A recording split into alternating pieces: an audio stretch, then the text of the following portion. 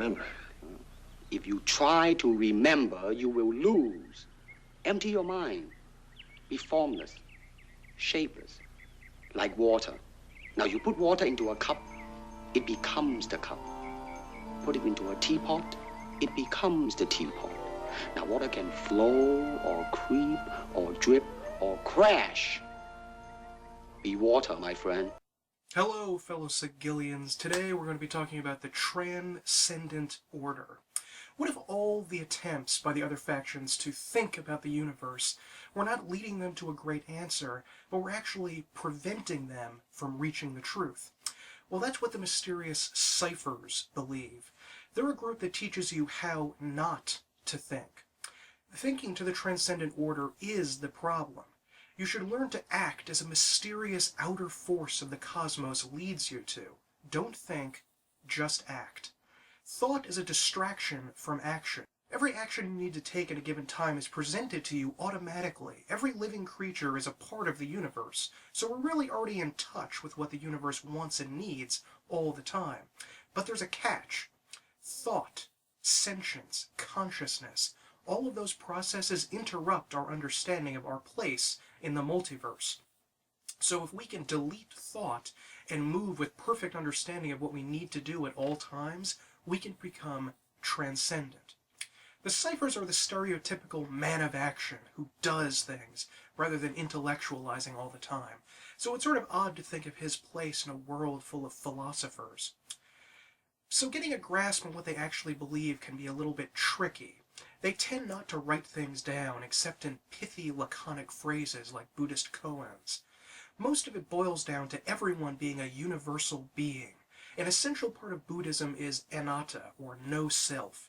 That is to stop seeing yourself as a single thing perceived by yourself or others, and rather seeing yourself as a process or a series of processes and actions. Once your ego death allows you to act without resistance to the flow of life, you can become united with the universe itself. And the power to move through pure instinct can grant you extraordinary prowess in a fight. Think of the ciphers as amazingly powerful samurai or Buddhist monks or something like that. Despite this attitude of acting over thinking, the ciphers are actually masters of meditation. Their home and sigil is a great gymnasium, a colossal building filled with exercise rooms and sensory deprivation chambers, where people go to improve their bodies and open their minds to egoless coexistence with the universe. In the past few decades, we've become more aware of the effect physical health has on mental health. So maybe making sure you have a sound body is the key to having a sound mind, and in the world of Planescape, in the outer planes, a sound soul. The tendency to make your body and soul pliable to the world around you has a natural tendency to lead you to the center of everything morally, the true neutral alignment. What makes a man turn neutral? Lust for gold? Power? Or were you just born with a heart full of neutrality? You have to become some sort of neutral to be in the faction, but the higher up you go, the more likely you are to be true neutral. Ciphers act as go-betweens, mediators, and diplomats between the factions. They can instantly see both sides of an argument and make the case for coming together in the center. The Order has likely halted more wars and silenced more feuds than anything else in Sigil. They are a vital link in the chain of mutual coexistence that keeps the often violent differences of the races, classes, and factions from crashing into one another. And that attitude to life can result in Shaolin monk techniques of violence. Tune out the noises of your own thinking and embrace your existence in the world. Monks, with their natural affinity for meditation and physical discipline, seem like a natural choice for ciphers, but they are required to be lawful, unless you want to bend the rules a little bit. And it make that difficult for them to be ciphers, because eventually they're going to trend towards true neutrality. Basic fighters seem the best adapted to physical, no-thinking lifestyle. Heavy thinkers like wizards and others are unlikely to adapt to the intense physicality of the faction. Other classes, including chaotic neutral barbarians, can easily find their way into the ciphers. It almost doesn't make any sense to try to describe the Transcendent Order. That's why they're called the ciphers, because they're a mystery. No one really knows much about what they believe. They seem to live by the old maxim, if you meet the Buddha on the road, kill him. Why does D&D distinguish between wisdom and intelligence in their stats? Well, intellect is merely how much anyone has the ability to learn and compute that information. You're taught or read in books things gained by intelligence. Wisdom, on the other hand, is something that comes from within, and it's your capacity to fathom things through self-reflection and spiritual advancement. Wisdom is gained, never given. Filling your head with knowledge is useless. It just teaches you to think more, which may keep you from learning more, according to the ciphers. Too much thinking can cause you to miss hearing the cadence of the planes. The musica universalis, the music or harmony of the spheres, whatever you want to call it, is a concept from the classical world that is referred to as the cadence of the planes in Planescape. Pythagoras developed a religious movement that incorporated the mathematical relationship between planets, their orbits, and human beings that influenced the world up until medieval times. The ciphers tend to see that as happening on a physical and metaphysical level throughout the planes. It is a universal music, maybe one that you can literally hear, that can guide your actions, and especially if you're an adventurer in dangerous situations. I suggest you try it again, Luke. This time, let go your conscious self and act on instinct. With the blast shield down, I can't even see. How am I supposed to fight? Your eyes can deceive you. Don't trust them. Stretch out with your feelings. You see? You can do it. But the ultimate goal of hearing the cadence is to transcend, as the name of the order implies.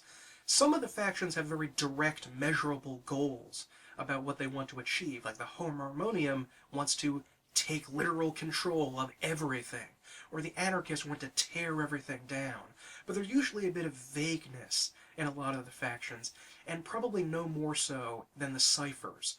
What exactly is it they're trying to transcend to, or where are they trying to transcend to, or into what, or with whose help? All of that is very unclear. Perhaps it's like when a petitioner merges with the plane he's on. But transcend, as a recent cipher factol is alleged to have done, implies a higher state of being, like Buddhahood or being a demigod.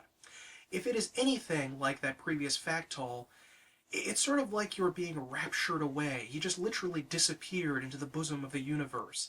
And it's very similar to how a bodhisattva might be able to stay on Earth and help others before his lack of ego and his embrace of the universe itself frees him from the wheel of birth and rebirth. The benefits of being a cipher are direct action.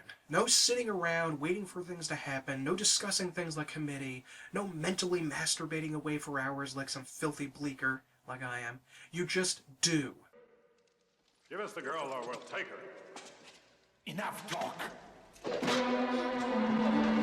They are not going to waste time bullshitting. Also, they seem to have a mystical ability to enter an action trance that grants them special abilities to initiative and will saves. This seems very similar to what sort of a battle stance or amount of prowess that a Buddhist monk in a wuxia film might have, or in some samurai movies. Ciphers are also great as negotiators, both between party members and between the party and others. A person who has based his identity on being avowedly neutral to all may be trusted by everybody. The bad part about the ciphers should be obvious at this point. What the fuck are they talking about?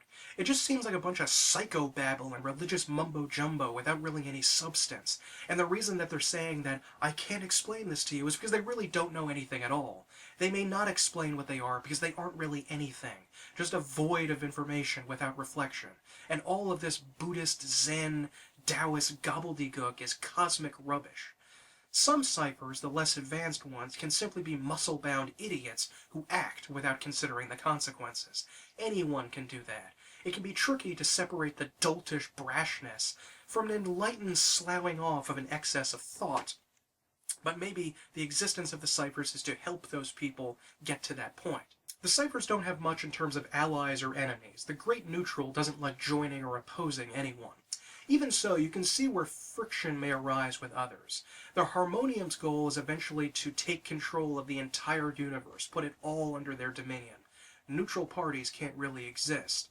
Either you're part of the Harmonium, or you're part of the problem.